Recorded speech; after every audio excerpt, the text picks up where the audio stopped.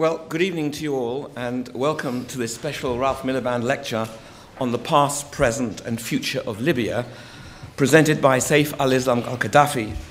And let me say right from the beginning what a pleasure it is for me to have him here. First of all, I knew him quite well whilst he was a student here for a number of years, and as I'll come on to reflect in a moment, we argued about a lot of things.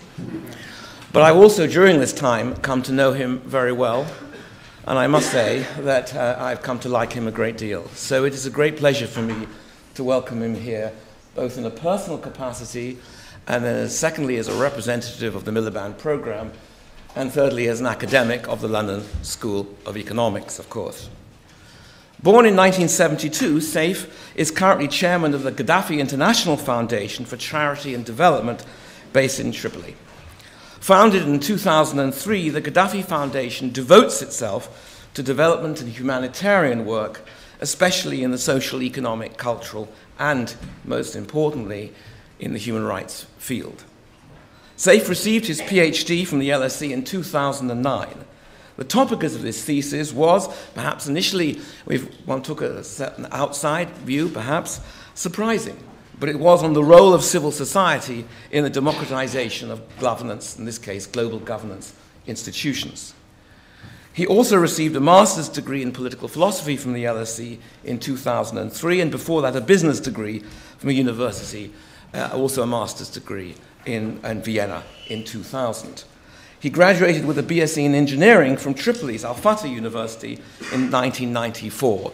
That's 4 degrees, Saif, one more than me. You're collecting them.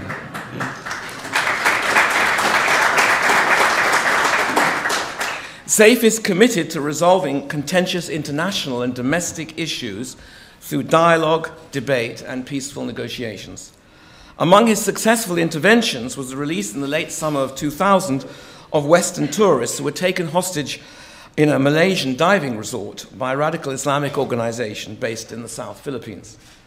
With his own country, Saif has spearheaded efforts to open discussion with Islamic militants about the nature and form of their struggle in order to find ways of bringing them back into the political process. As a result of this dialogue, the leaders of the Libyan Islamic Fighting Group issued a manifesto renouncing violence and disavowing links to al-Qaeda, while the Libyan authorities subsequently released more than 200 prisoners to their families. If you haven't read this document, it is worth reading because it is a very unusual publication based on dialogue between a number of committed people seeking to find a way through issues that are potentially the cause of violence to find a discursive, negotiated way forward. Saif recently received the award, the Champion of Cultural Inclusion Award from the Islamic Friendship Association of Australia. The awards committee noted his success was based on the use of the language of soft power, that is, the language of dialogue. I've known him for many years. We've had a private dialogue on a huge range of issues, from Israel-Palestine to English idealism. We've agreed on some of these, and we've disagreed on a great many. But throughout this time, I've come to know Saif as someone who looks to democracy, civil society, and deep liberal values for the core of his inspiration. I look forward to hearing how he will apply these in his discussion of Libya this evening. So please join with me in giving him a very warm welcome.